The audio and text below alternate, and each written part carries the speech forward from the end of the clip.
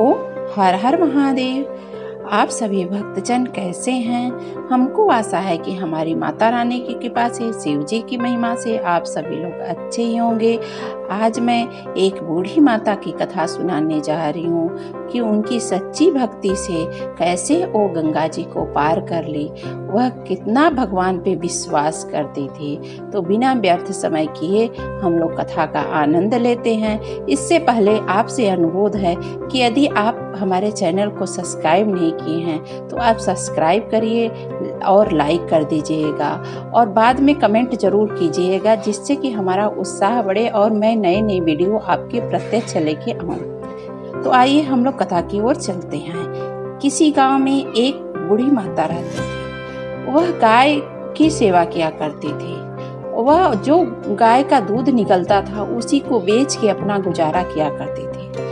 उस गाय के दूध को लेकर के वह नदी के पार जाती और उसे बेच के अपना जीवन यापन करती थी। उस नदी के पार जब गंगा जी के पार जाती थी तो 4 पैसे उनको जाने में लगता था, 4 पैसे उनको आने में लगता था और उसी तरह उनका क्रम चल रहा था और जो बचता था उससे वह अपना खर्चा चलाती थी। दूध बेच करके एक बार वह मार्ग से गुजर रही थी। उसी समय एक जगह सत्यनारायण भगवान की कथा हो रही थी। वह वृद्ध माता सोची कि घर जाती हूँ, फिर काम ही करना पड़ेगा, थोड़ी देर में बैठ के सत्यनारायण भगवान की कथा सुन लेती हूँ। वह ब्राह्मणी वही कथा सुनने लगी। ब्राह्मणी कथा सुनते सुनते जब कथा समाप्त हुआ तो उन्होंने कहा कि जो प्राणी प्रेम पूर्वक इस कथा को श्रवण किया है, ब्राह्मण ने कहा, जो लोग इस कथा को प्रेम पूर्वक श्रवण किया है उसे भाव से पार कर देना, वह सहज ही भाव से पार कर देना।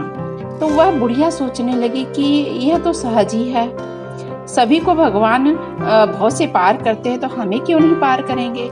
बुढ़िया माँ बहुत भोली थी। अब तो वह प्रसन्न हो गई।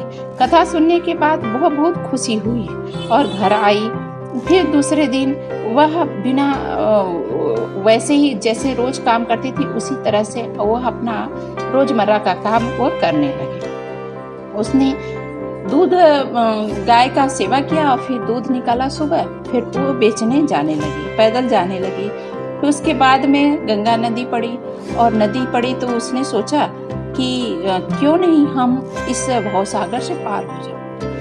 उसकी इतनी भक्ति थी, सत्यनारायण भगवान की इतनी भक्ति उसके मन में जाग गई कि वह सत्यनारायण भगवान का नाम लेकर के वह नदी में पैदल ही चलने लगी। उसको डूबने का कोई डर ही नहीं था।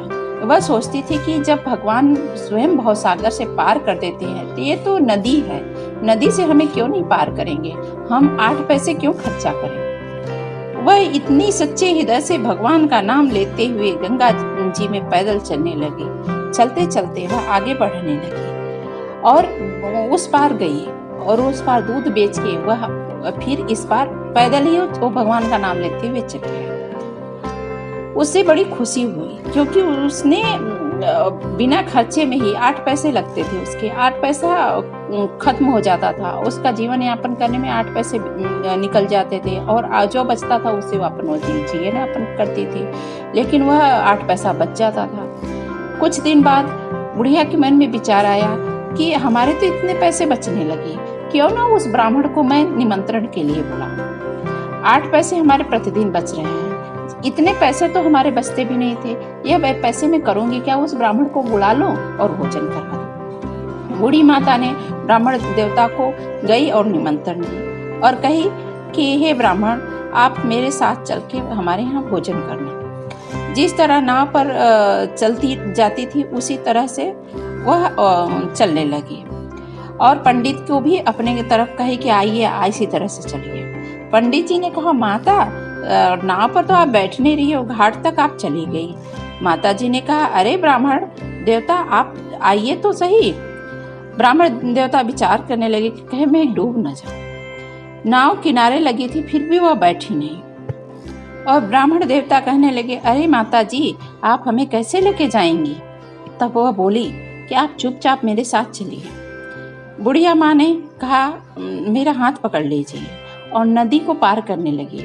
वो बूढ़ी तो नहीं डूबती थी, लेकिन वो जो ब्राह्मण था धीरे धीरे कदम रखते ही डूबने लगा।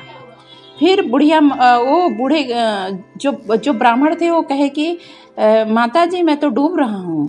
तो उन्होंने कहा कि चिंता मत करिए, भगवान का नाम लीजिए और आप बहुत से पार हो जाएंगे। बुढ़िया माँ का हाथ पकड़े और भगवान का नाम लेते हुए उस पार चले गए। पंडित जी जब उस पार पहुँचे तो बुढ़िया के घर में गए और अच्छे से बुढ़िया ने उस ब्राह्मण देवता का स्वागत किया और उनको निमंत्रण दिया था, भोजन कराया और उनको दान दक्षिणा देके विदाई करने लगा। फिर ब्राह्मण देवता ने कहा कि बूढ़ी माँ आप ये सब कैसे कर ली, आप कैसे पानी में तैरती हुई, सब लोग डूब जाते हैं, आप कैसे तैरती हैं। तो बूढ़ी माँ ने कहा आप ही ने तो यह विद्या सिखाई थी, आप भूल गए क्या। तो माताजी के कहने पर ब्राह्मण देवता सोचने लगे कि कब मैंने सुनाई थी।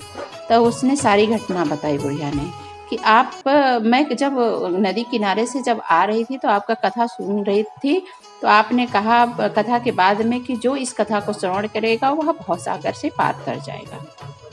तो मैं यही भक्ति लेकर के और भगवान को प्रणाम करके और मैं नदी में पार करती हूँ इस तरीके से। तो वो ब्राह्मण भी सोचने लगा कि बूढ़ी माँ की सच्ची भक्ति है। उसने कहा धन्य हो माता, धन्य हो, आपके चरणों में प्रणाम। आपके अंदर जो सच्ची भावना है, सच्चा विश्वास है आपके अंदर। मैं तो ब्राह्मण हूँ, मैं तो कथावाचक हूँ, फिर भी मुझे इतनी भक्ति नहीं है जितना कि आपके अंदर भक्ति है। तो ऐसी होती है भगवान की भक्ति। जो लोग भगवान की पूजा करते हैं, आराधना करते हैं, शिव जी के ऊपर अपना विश्वास रखते हैं, वो लोग बहुत से पार हो जाते हैं। जो विष्णु भगवान की भक्ति करते हैं, कृष्ण जी की भक्ति करते हैं, चाहे आप किसी भी देवता को मन में मान के भक्ति करो तो वह जरूर ही आपका पूर्ण होता है। तो आपको यह कथा कैसी लगी आप ज़रूर कमेंट करके बताइएगा। यदि आपको अच्छी लगती हो तो शेयर ज़रूर कीजिएगा। ओम हर हर महादेव।